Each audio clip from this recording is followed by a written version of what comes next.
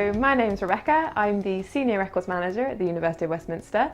I am part of a team called University Records and Archives, and we have responsibility for the institutional records management function and also the university's historic archive. And the University of Westminster itself is a relatively large metropolitan university. We have 3 sites in central London and we have 1 site out at Harrow in northwest London.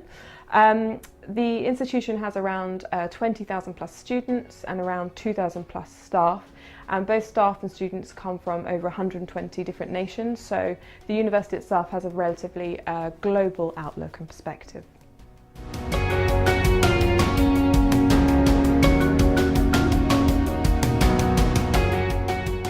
Today, the university is creating a large amount of its information in a digital format, and part of what our team is responsible for is ensuring that that information is essentially going to be accessible over time, and is also to ensure that we're sort of keeping it in line with the business requirements, relevant legislation and regulation. So when digital records are actually transferred to the university archive, we require a real kind of effective way of storing that information over time. But we want to be able to do more than kind of store our records securely. So we want to be able to do digital preservation activities essentially. So we want to be able to ensure that we're mitigating against the risk of not being able to access our records in the future. So to do that, we need to be doing certain digital preservation activities. So we want to make sure, for example, that we're collecting appropriate preservation metadata about the records that we're holding.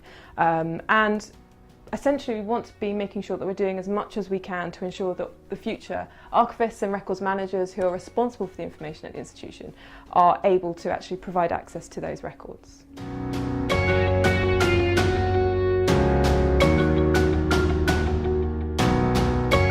Yeah, absolutely. So I think one of our major risks, I would say, is not being able to provide access to the information that we are responsible for. So that could be in the near term or inevitably in the longer term as well. So when we're transferring records from the university, so from staff within the university, we are committing to looking after them, we are committing to doing our best to look after them and to provide access to them. So if they're sort of just dumped on a share, for example, and we're not doing anything with them, then there is certainly a much greater risk that we won't be able to provide access to them.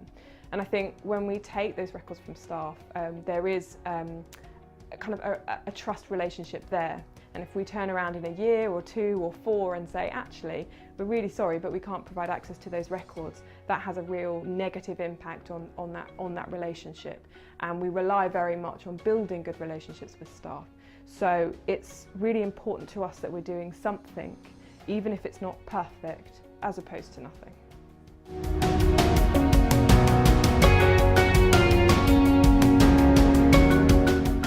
Yeah, so our scope is very focused. We're looking at digital and digitised records that have been transferred to the university archive. So that's records that have been identified for indefinite or permanent preservation, whichever way you want to look at it. So we know that we want to be able to access them for as long as possible, or forever, or as close to that as we can get, essentially. So because our scope is quite focused and quite narrow, is institutional archival records. So they may be the product of a digitisation project. So for example, we may be choosing to digitise slides or our photographs, hard copy material, or there'll be born digital records. So for example, we might have outputs from our marketing teams that are now completely digital. Or for example, the latest kind of committee minutes, which are all in Word documents and PDFs and things like that. So we do have a wide range of records and formats that we're dealing with. And in general, I would expect the institution as a whole to continue, if not increase, its digital output. And therefore, I would expect to see us increase the amount of information that we're taking in through Perpetua as a ratio of that, essentially.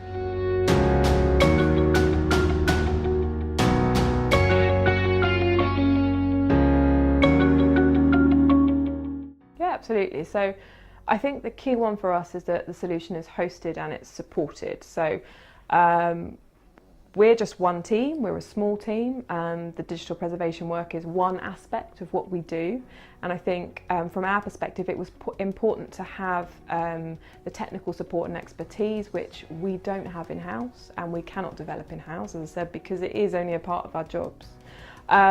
So the fact that the technical expertise and support is there as part of the Perpetua solution was basically really important to us.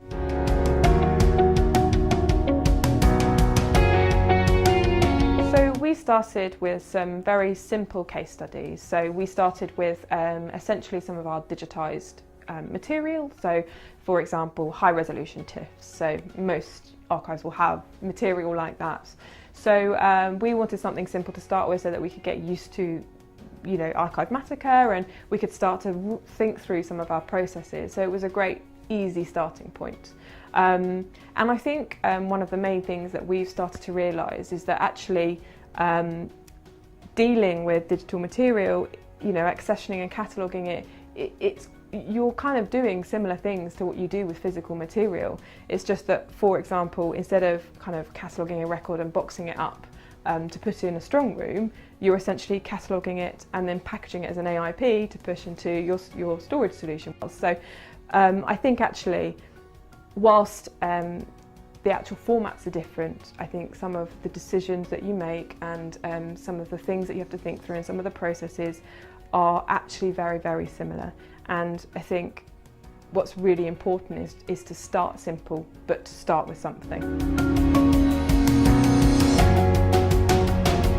So I think we're very much at the start of our kind of work around digital preservation, but we're obviously hoping to continue to work with Arkivum as we move forwards. And one of the key things that we're starting to look at is very much putting more stuff through Arkivmatica and storing it. So as I said, we've started small, but we've got lots of kind of large accessions of digitised and born digital material that we need to start looking at and start figuring out ways of putting it through Arkivmatica.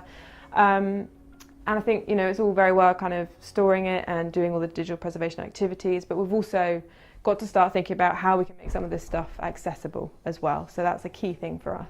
So part of what we want to do in terms of the access provision is to look at Atom, and we are hoping to move to Atom in the next year or so in order to provide access to some of those records that we're ingesting through Arkivmatica. Well, thank you so much for that, Rebecca. That's been really interesting and insightful. You're welcome, no problem.